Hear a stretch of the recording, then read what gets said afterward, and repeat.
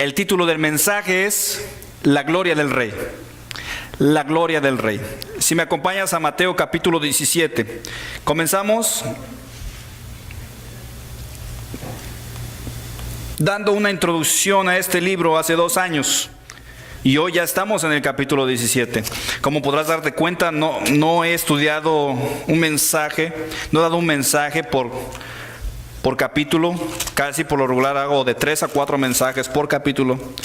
Y hoy llegamos a este punto en la historia de nuestro Señor Jesucristo, en el capítulo 17. Y vamos a estar estudiando del verso 1 al verso 13.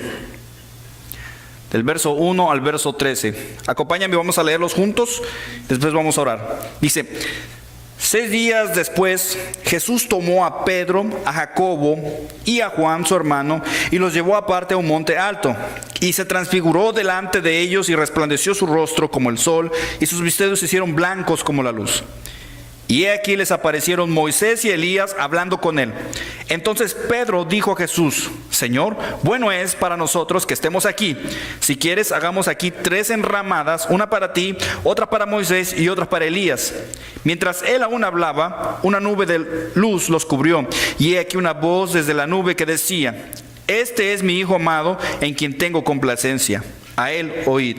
Al oír esto, los discípulos se postraron sobre sus rostros y tuvieron gran temor. Entonces Jesús se acercó y los tocó y dijo: Levantaos y no temáis. Y alzando ellos los ojos, a nadie vieron sino a Jesús solo. Cuando descendieron del monte, Jesús les mandó diciendo: No digáis a nadie la visión hasta que el Hijo del Hombre resucite de los muertos. Entonces sus discípulos le preguntaron diciendo: ¿Por qué pues dicen los escribas que es necesario que Elías venga primero? Respondió Jesús, les dijo: A la verdad Elías viene primero y restaurará todas las cosas, mas os digo que Elías ya vino y no le conocieron, sino que hicieron con él todo lo que quisieron. Así también el Hijo del Hombre padecerá de ellos. Entonces los discípulos comprendieron que les había hablado de Juan el Bautista. Vamos a orar. Padre, gracias te doy por tu palabra, te damos gracias por salvar a un montón de pecadores, Señor. Salvar a tu salvar a tus escogidos, entregar a tu Hijo Jesús por nosotros. Te doy gracias porque a través de tu palabra podemos ver y entender que tienes un propósito grande para nosotros y tienes, Señor, muchas cosas que enseñarnos, que revelarnos, que mostrarnos. Y yo te ruego, Padre, que abras nuestros ojos, nuestro entendimiento, nuestro corazón para poder ver tus escrituras, poder ver tu palabra, tus enseñanzas y poder ser instruidos y poder ser corregidos y ser transformados cada vez más a la imagen de tu Hijo Jesús. Espíritu Santo, haz tu obra, tu trabajo. Señor, te entregamos todo lo que somos en esta noche, Señor, para que tú trabajes en nuestro corazón. Ayúdanos, Señor, a seguir adelante. Bendice Santa Paula, Señor, y bendice Capilla Calvario de Oxnard. Y también te ruego, Padre, que este 20 de diciembre que se acerca, Señor, tú llenes ese santuario, Señor, de personas que lleguen buscando y tengan hambre y puedan llegar y ser saciados a través de tu palabra. Te ruego por ese evento, ese tiempo de comunión allí en Oxnard, Señor, para que tu gloria se resplandezca aún más, se siga creciendo, Señor, en la vida de la gente, en la vida de las personas. Gracias en el nombre de Jesús. Amén. Una vez más, la gloria del Rey. El capítulo 16 está marcado de una profunda fe, pero también está marcado por una profunda incredulidad. Por una parte, tienen un profundo entendimiento espiritual de la persona de Jesús. Tú eres el Cristo, tú eres el Hijo del Dios viviente, dice Pedro.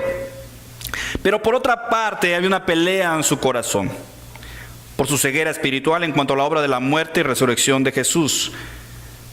Además, las palabras de Jesús: todo el que quiera salvar su vida la perderá, y todo el que pierda su vida por causa de mí la hallará o la ganará.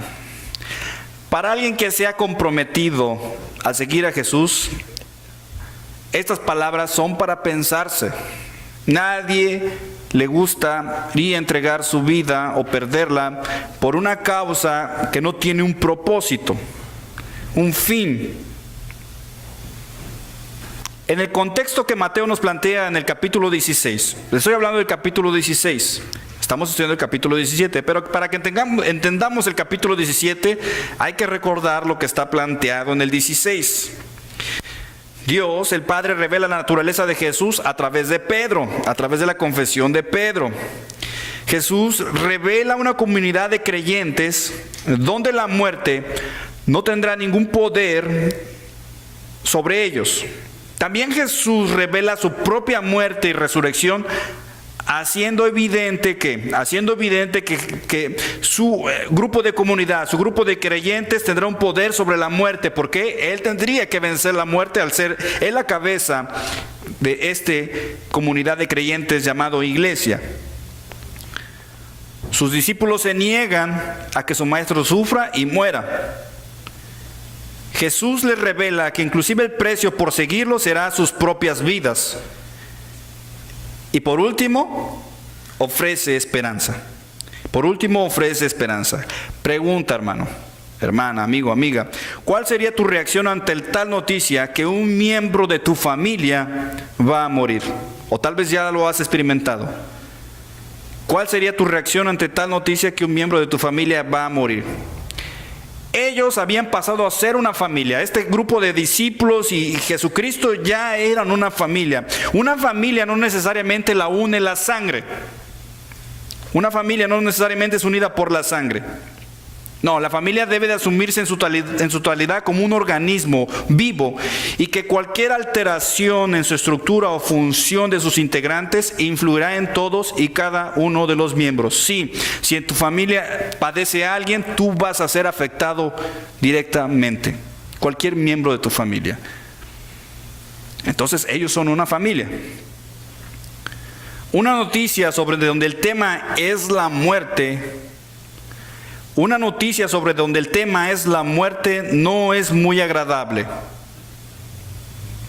No es agradable la noticia sobre la muerte.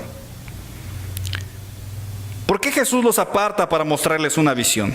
Jesús aparta a Pedro, Jacobo y a Juan para darles una visión. Ahora, si tú chequeas en tu Biblia, si tú miras en tu Biblia, en el capítulo 16, del verso 21 al verso 28, en mi Biblia, el título que le dan a esa parte es: Jesús anuncia su muerte. Jesús anuncia su muerte. Qué buena noticia, ¿no? ¿Sí? No, es una mala noticia que alguien anuncie su propia muerte. En una posición de que alguien cercano a ti va a morir, puede llegarse a sentirse soledad, sentirse perdido, sentirse como aislado. Se acumulan sentimientos encontrados. Piensas en los cambios que esto va a llevar. Que tu ser querido, tu ser cercano, vaya a morir. El duelo, el dolor, no comienza en la muerte, sino comienza mucho antes. Bueno, jamás ha llegado una noticia de muerte a mi familia, así es que todo lo que te estoy describiendo lo tuve que buscar de alguien más. A mí un día me llamaron diciéndome: oh, tu papá ya no está. Eso es otro tipo de sentimiento, pero un sentimiento donde te anuncian de que tu hijo o hija, o tu esposo o esposa, o tu papá o tu mamá están condenados a morir de cáncer en unos cuantos meses. Una noticia así causaría todo este tipo de reacción en ti. Pero pasan esas cosas con una noticia así. Es muy normal tener cambios de ánimo, tener dolor, tener preocupación, tener tristeza, tener depresión y una desesperanza. Entiende esta palabra: desesperanza, no esperanza, desesperanza, no esperanza profunda en tu corazón. La esperanza para una persona que está a punto de morir, o para la familia que está viendo a su ser querido morir, la esperanza juega un papel muy valioso tanto para la persona que va a morir como para la familia. Es muy importante para alguien así ser movidos de la desesperanza, a la esperanza, a tener una esperanza. Y estos 13 versos que vemos en el capítulo 17 nos plantean este dilema de sufrir desesperanza a mostrar esperanza. El propósito de Jesús acerca de esta visión que ellos tienen es darle esperanza a sus discípulos. Cuando tú estás en medio de problemas, si tú realmente sigues a Jesús, el propósito de ese sufrimiento es de que Dios se va a revelar a ti para darte esperanza. No sé tú, pero yo lo he visto en mi vida. Cada vez que hay algo difícil, o si recuerdo esas cosas difíciles de hace 6, 7 años atrás, cuando no conocía de Cristo y no tenía esperanza de nada, y todo eso lo usó Dios para revelarse en mi vida, mostrarme quién era Jesús y darme una esperanza. Y créeme que la esperanza, hasta Hollywood lo entiende. Con la película esta de Hunger Games, habla mucho sobre la esperanza que tiene esta joven en ir y pelear. Y si Hollywood lo entiende, que es Hollywood, ¿cuánto más un ser humano que tiene problemas? La esperanza es muy importante. Jesús les había dicho 6 días antes en Cesarea de Filipo: de cierto os digo que hay algunos de los que están aquí que no gustarán la muerte hasta que hayan visto al Hijo del Hombre viniendo en su gloria. Les plantea que va a morir, ellos no lo aceptan, pero Jesús les dice: a algunos de aquí van a mirar mi gloria sin antes de morir. Y llega este momento donde en esta parte del capítulo 17 la Biblia lo titula la transfiguración. Yo lo titulé la gloria del Rey. La gloria del Rey. Entonces veamos el entorno a este hecho. Entonces el propósito es de Jesús mostrar esperanza. Y quiero que aprendas algo de esto. Es de que Dios va a mostrarte esperanza. Y si entiendes bien esto, cuando estés en medio de un proceso doloroso y puedas ver y voltear y ver de que Jesús es alguien glorioso, tu dolor va a ser transformado en esperanza. En esperanza. Veamos el entorno. Y el tiempo dice 6 días después. Mateo capítulo 17, verso 1 dice: 6 días después de qué. ¿Recuerdas? Ellos estaban en Cesarea de Filipo, en este lugar de idolatría, en este lugar donde eran Las Vegas en aquel tiempo, y en este lugar donde el rol era la diversión sexual. Jesús es donde Pedro dice: tú eres el Cristo, el Hijo del Dios viviente. Y Jesús les revela su iglesia, anuncia su muerte. Después de ahí pasan 6 días y Jesús, ¿qué hace? Jesús se aparta, junto con 3 más. 6 días después Jesús tomó a Pedro, a Jacobo y a Juan, su hermano, y los llevó aparte a un monte alto. Pregunta: ¿por qué escogió a estos 3 discípulos? La razón más obvia de por qué escoge a 3 de ellos es para ser testigos. Si alguien me ganó por ahí. Para ser testigos. Inclusive Deuteronomio lo marca: no condones a nadie por algún crimen o delito basado en el testimonio de un solo testigo. Los hechos de tal caso deben ser establecidos por el testimonio de 2 a 3 testigos. 2. Entonces el propósito de un testigo es declarar o hacer mostrar a una persona, hacer que una persona demuestre o asegure un hecho. Sirve para confirmar la verdad o la existencia de una cosa. Jesús tomó a Pedro, a Jacobo y a Juan para ser testigos. ¿Testigos de qué? Obviamente ya lo leímos, testigos de la transfiguración. Además, no solamente los toma por eso. Los toma porque él tiene una íntima relación con ellos 3. Podría decirse que está preparando a estos 3 líderes, porque estos 3 líderes van a ser los que van a expandir más el reino.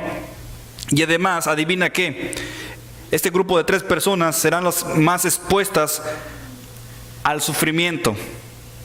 Pedro fue crucificado de cabeza, Juan fue desterrado y Jacobo fue decapitado. Increíble. Ahora, veamos que nos toma como testigos para presenciar la transfiguración. Verso 2. Dice, y se transfiguró delante de ellos, y resplandeció su rostro como el sol, y sus vestidos se hicieron blancos como la luz. Aquí son 3 cosas distintas. Se transfiguró es una de ellas. Resplandeció su rostro como el sol es otra. Y sus vestidos se hicieron blancos como la luz. Hace rato estaba mirando en Google y miré una foto por ahí cuando le puse, bueno, no lo busqué como la gloria de Dios, lo busqué como el Shekinah, la gloria de Dios, porque el Shekinah es eso, la gloria de Dios. Entonces lo busqué así y empecé a mirar las fotos y ahí miré un león de fuego y dije, ¿cómo sería Jesús? Pues ni qué imaginarlo, no podríamos imaginar algo así. Tal vez pareciera una luz muy fuerte, qué sé yo. Pero dice la palabra que se transfiguró. Ahí usa una palabra griega para hablar de metamorfosis, así como lo que sufre una mariposa, sufre una oruga al ser transformada a mariposa. Sufre una metamorfosis, sufre un cambio, un cambio de forma. Pero este término, metamorfosis o metamorfo, es un término griego que usaban para describir cuando un dios pagano, por ejemplo Zeus, se transformaba en algo. Por ejemplo, hay una historia, un hecho mitológico donde habla de que Zeus se transformó en un cisne para tener relaciones sexuales con una mujer. Entonces, eso es lo que habla este cambio, esta metamorfosis, tener un cambio de forma.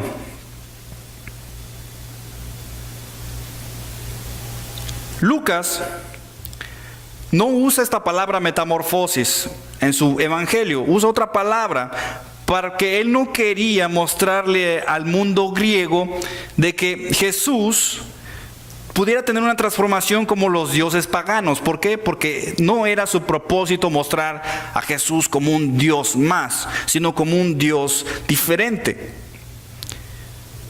Él utiliza una palabra donde se enseña que fue alterado o que se hizo diferente. Simplemente cambió su aspecto, su rostro y su vestimenta.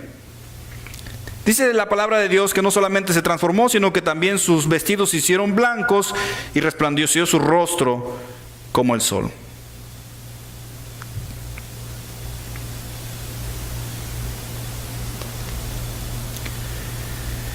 El lugar nos dice que pasaron 6 días. Lucas dice que pasaron 8 días después. Mateo y Marcos nos plantean 6 días. Lucas plantea 8 días. Ahora puedes decir, ¿están mintiendo? No, no están mintiendo. Lo que pasa es que Lucas era griego y él estaba planteando desde un punto de vista no judío, sino desde un punto de vista romano. Al mencionar 8 días, estaba hablando de una semana en la manera en que eran contadas por los romanos. Hay muchas diferencias. Mateo y Marcos nos hablan sobre una intimidad de padre a hijo al llamarle hijo amado. Lucas habla de un hijo escogido. Lucas insiste más en una afinidad divina, en elegir a el hijo escogido como un término mesiánico, un término de que venía el Cristo. Jesús es el Mesías escogido para llevar a cabo la obra de la redención. Entonces, Este evento de la transfiguración lo menciona Mateo, lo menciona Marcos, lo menciona Lucas, pero no lo menciona Juan. Juan no hace mención acerca de la transfiguración, que en otro término sería la gloria de Dios. No, sino que Juan, a través de todo su evangelio, él ya plantea la gloria de Jesús en todo su evangelio. No lo establece o no lo pone en un solo capítulo. No, todos los capítulos del libro de Juan están plasmados de la gloria de Jesús, la gloria del Rey. En su muerte, en su resurrección, en sus milagros. Allí está establecida la gloria de Jesús en todo el libro de Juan. Entonces, la gloria de Jesús aparece en los 4 evangelios. En los 4 evangelios. ¿Qué te hace pensar eso? No lo que dicen los testigos de Jehová de que Jesús no es Dios, no. Establece que Jesús es Dios, la misma imagen del Dios invisible. Ahora, aparte de estar los testigos de Jacobo, Pedro y Juan, los dije en un orden muy diferente, también están los testigos como Moisés y Elías, pero estos más que testigos eran unos representantes. Y el verso 3 dice, y he aquí les aparecieron Moisés y Elías hablando con él.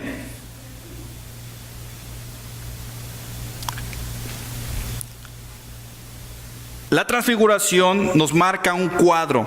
¿De qué? Nos marca un cuadro del anuncio que hizo Jesús. Los 2 anuncios, de su muerte y de su resurrección. En esta transfiguración va a marcar un triunfo glorioso y en el cual se va a poder mirar el poder de la resurrección. Se permite ver en este evento la gloria que le corresponde solamente al Hijo de Dios. La presencia de Moisés, un profeta, y la presencia de Elías, un profeta más, apunta a ¿qué? Apunta con el cumplimiento de las escrituras, de la ley de parte de Moisés y de los profetas de parte de ¿quién? De Elías. Moisés y Elías son unos representantes de la ley y de los profetas. ¿Respecto a quién? Respecto a el Mesías, respecto a Jesús. Hay una visión que tiene Daniel acerca de este hombre, de este hombre que se le había dado poder para venir y traer su reino. Este personaje es Jesús. Jesús es el resplandor, el personaje que vio Daniel en su visión. La transfiguración en Mateo está en un lugar, en un contexto histórico donde marca el rechazo de parte de las autoridades judías y donde Jesús se aparta de la parte de Galilea a subir a la parte norte, a una región gentil. ¿Recuerdas eso? Que Jesús se aparta hacia un lugar gentil. Allí hay una ceguera espiritual de parte del pueblo de Israel. Pero también vemos que la confesión de Pedro de que él era el Cristo, el Hijo del Dios viviente. Y después de inmediatamente Jesús anuncia su muerte, su rechazo y sufrimiento en Jerusalén, que Pedro se niega a aceptar. A continuación viene el relato de la transfiguración. Jesús quiere prevenir a sus discípulos contra el escándalo de un Mesías sufriente. Jesús quería prevenir a sus discípulos contra el escándalo de un Mesías sufriente. ¿Por qué? Porque no estaba en su mente de que su Cristo, su Mesías, fuera alguien que fuera a sufrir. No, era alguien que tendría que venir en victoria. La transfiguración es un anticipo, es un preludio a la resurrección, una manifestación gloriosa de parte de Jesús. La finalidad de todo esto es darle ánimo a sus discípulos. ¿Por qué? Porque en su futuro iban a tener sufrimiento. La finalidad de la transfiguración era ¿qué? Darles ánimo, porque iban a sufrir. por lo que ellos iban a compartir. Jesús escoge a esos 3 testigos, no solamente en esa situación, sino también los escoge cuando Él está en el Getsemaní, cuando Él está orando, que esta copa pase de mí, cuando Él está llorando y aparta a estos 3 hombres. Dice la palabra que subieron a un monte, y esto nos trae como recuerdo el monte Sinaí. En el monte Sinaí es donde Dios le entrega la ley, ¿a quién? A Moisés. También Moisés baja con el rostro iluminado cuando está en la presencia de Dios. Su subida al monte simboliza el ascenso necesario para encontrarse con Dios. Ellos iban a encontrarse con Dios. Y es la misma situación que hicieron Moisés y Elías. Moisés llega al Sinaí y sube al monte, y ahí mira la presencia de Dios, está en la presencia de Dios. Elías, que después de haber tenido un triunfo sobre los profetas de Baal, su vida es amenazada de muerte y él huye, se esconde y se deprime. Pero también sube a un monte y ahí también puede él experimentar la presencia de Dios, la gloria de Dios.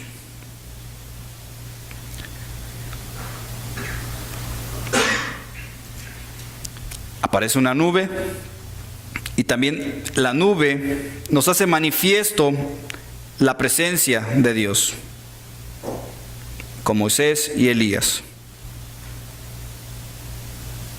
Moisés y Elías eran 2 personajes que significaban mucho para el pueblo judío. La voz que sale de la nube ratifica. Esta voz demuestra que la revelación de Jesús, la revelación que Jesús le había hecho a sus discípulos, es algo así como confirmar lo que Jesús ya les había venido enseñando. Todo esto tiene un sentido, no nada más se transfiguró y ya, no solamente se transfiguró y es todo, no, tenía motivos profundos para el corazón de estos hombres. Moisés y Elías vivieron una experiencia de éxodo. Igual estos hombres van a vivir una experiencia de éxodo. Jesús también va a vivir una experiencia de éxodo hacia la cruz. Este es un motivo muy importante para Jesús, para mostrar su gloria, para mostrar el cumplimiento de la ley y de los profetas, para mostrar la partida de Jesús a la cruz.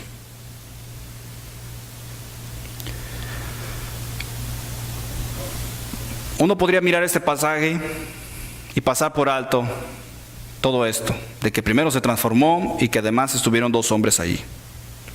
Sí, pero tenía el propósito, todo esto espiritual, acerca de lo que ya había sido establecido con el cumplimiento de su presencia, y todo esto era para ellos, para estos 3 hombres. ¿Por qué? Porque venían tiempos difíciles. Ahora, vemos un nuevo pacto. ¿Por qué? Entonces Pedro dijo a Jesús: Señor, bueno es para nosotros que estemos aquí. Si quieres, hagamos aquí 3 enramadas, una para ti, otra para Moisés y otra para Elías. Mientras él aún hablaba, una nube de luz los cubrió, y he aquí una voz desde la nube que decía: Este es mi Hijo amado, en quien tengo complacencia, a él oíd. La voz divina de Dios resuena y prescribe que es necesario escuchar al Hijo de Dios, indicando que una ley nueva había de ocupar el lugar de Moisés y había de ocupar el lugar de Elías. Ahora, ya no es la ley, ya no son las promesas, ahora es el cumplimiento de la promesa y ahora es la gracia de Dios. La gracia de Dios, no ley, sino la gracia de Dios. Moisés y Elías ya no tienen más que decir. Ahora todo lo ha dicho el Padre a través del Hijo. Todo lo ha dicho el Padre a través del Hijo. Moisés y Elías quedan separados y son superados por el Hijo de Dios. Él viene a ocupar el lugar de la ley y Él viene a ocupar el lugar de los profetas. Cuando uno podía entender por qué tantos libros en el Antiguo Testamento, ¿qué tienen que ver? ¿Por qué no solamente leer el Nuevo? No. Si no entiendes el Antiguo Testamento, no puedes ver la gloria que estaba esperando ser vista en Jesús. En Jesús.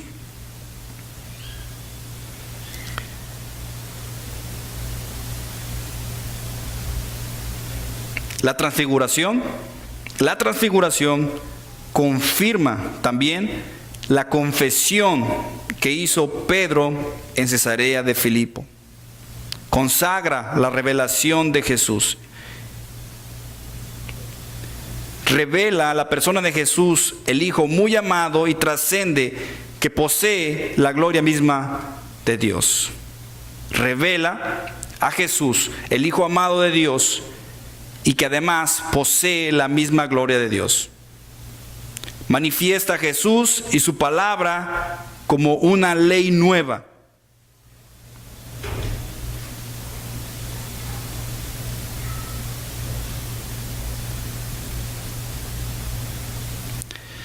Su tarea de testigos de estos hombres exige su presencia para que puedan comprender y soportar los acontecimientos desgarradores que están por venir. Como te había dicho, eran tiempos difíciles y por eso era necesario este evento.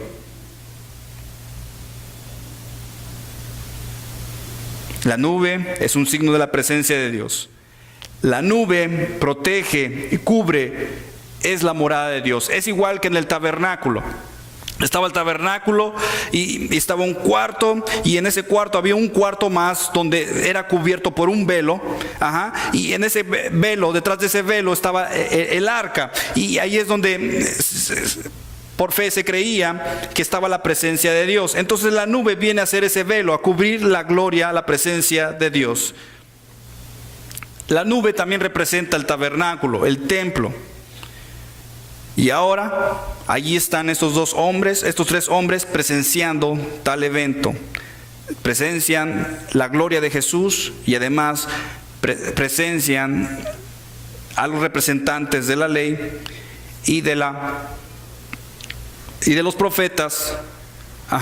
Y los pueden ver que ellos están hablando entre sí. ¿De qué estaban hablando? Estaban hablando de su partida de Jesús hacia el Calvario. Y vemos por último el desenlace. En ellos hay temor.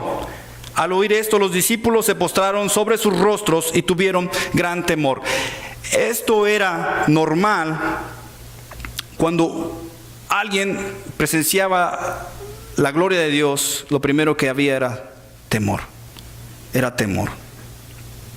El propósito de todo esto, como ya te había dicho, en el verso 7 al 8 dice: entonces Jesús se acercó y los tocó y dijo: levantaos, no temáis. Y alzando ellos los ojos, a nadie vieron sino a Jesús solo.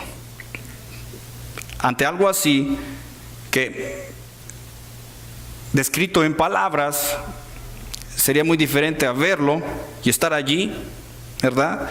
Y obviamente las emociones que de ellos vinieron es de que tal vez ya no estaban deprimidos porque Jesús iba a partir, no, sino que ahora ellos estaban llenos de miedo, de terror, de temor, de pavor.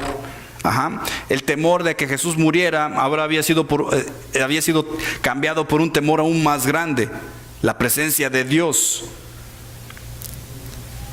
La orden que les da es: cuando descendieron del monte, Jesús les mandó diciendo: no digáis a nadie la visión hasta que el Hijo del Hombre resucite de los muertos. Ellos no iban a entender, no entendían nada de lo que estaba pasando. Inclusive después de que Jesús resucitó, ni aún así entendían, porque preguntaron: ¿y cuándo va a venir el reino de los cielos? Jesús: todavía no es tiempo, tienen que ir a testificar acerca de mí.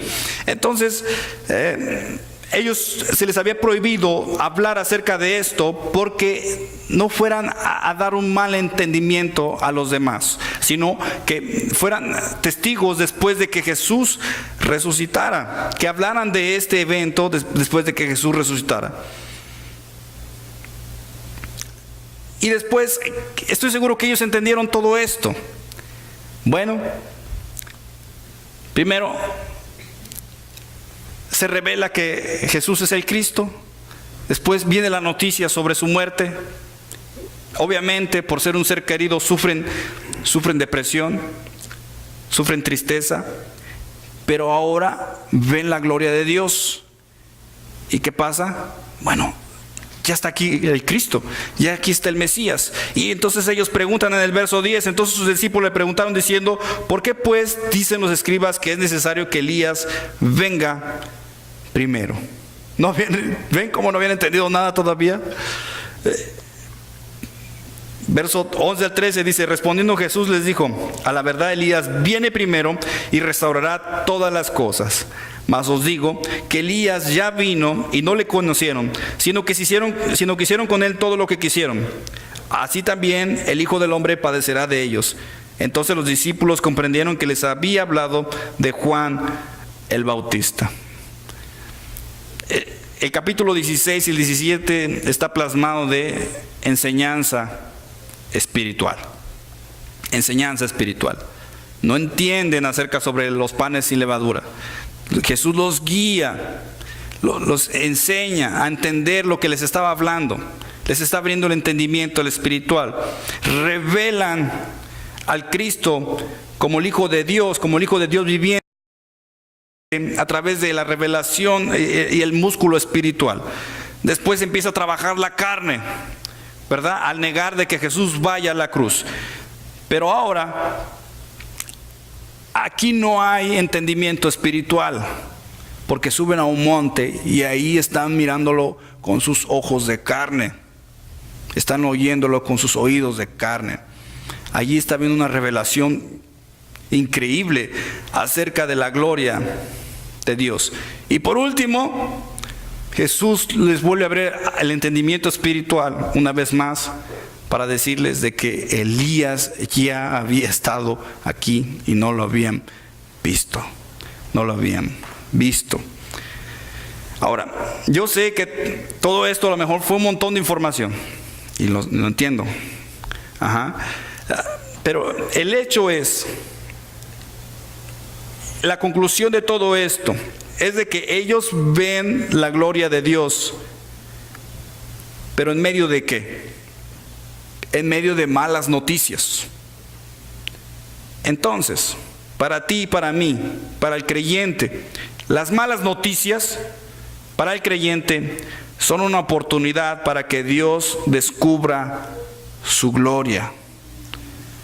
No lo entendemos así. Las malas noticias son dolorosas y no les vemos sentido alguno, pero para lo que nos está enseñando Dios aquí es de que estas malas noticias son una oportunidad para que Dios descubra su gloria. Recuérdalo, va a ser bien importante, porque van a llegar malas noticias. Van a llegar malas noticias. El sufrimiento para el creyente, además, es un camino. Es un camino además para ser testigos de la gloria de Dios. Tal vez no vas a ver luz, no vas a ver luz, no vas a ver una nube, no vas a oír una voz hablar, no, pero vas a poder ver a trabajar a Dios, a través de ese sufrimiento. Ahora, como creyentes estamos destinados a sufrir. Pero créeme, cuando tú vas a Jesús, eso va a ser transformado de desesperanza a tener esperanza. Pero tenemos que ir a Jesús. La cuestión es de que no vamos a Jesús, vamos a otras respuestas. Y es ahí donde no podemos ver esperanza en eso. Pero cuando llegue ese momento de mala noticia, de sufrimiento, ve a Jesús para que tu desesperanza sea transformada en esperanza. Y a través de eso te lleves contigo la promesa de que vas a ver a Dios trabajar en todo eso.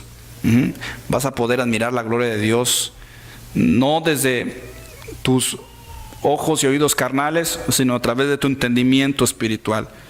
Dios va a estar trabajando contigo aún, va a seguir enseñándote, va a seguir abriendo tu entendimiento espiritual, va a ir revelándose gradualmente a tu vida, va a ir usando las malas noticias, el sufrimiento para revelarse a tu vida. Tal vez no te gusta. Bueno, hasta esta altura había uno que probablemente no le gustó la onda y fue quien traicionó a Jesús.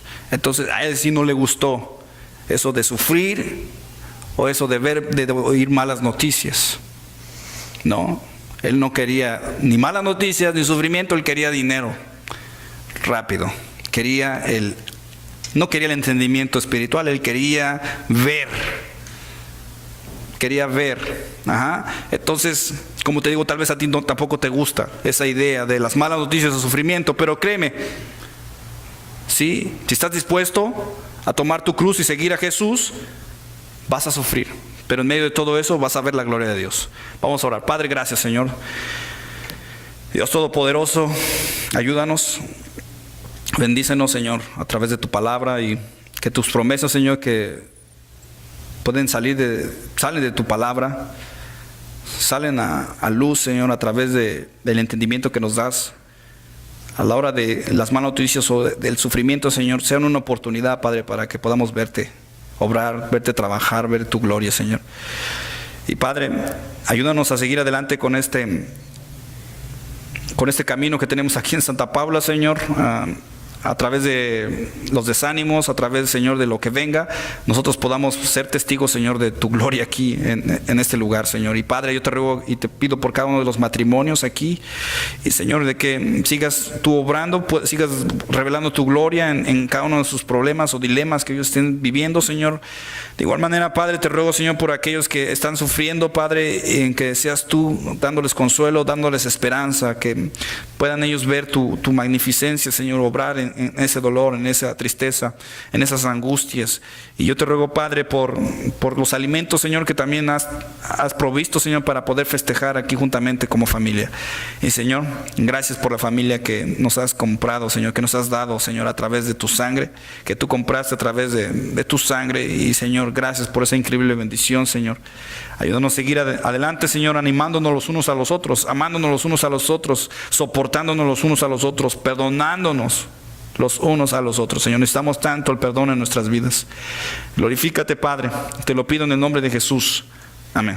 Dios te bendiga, hermano, y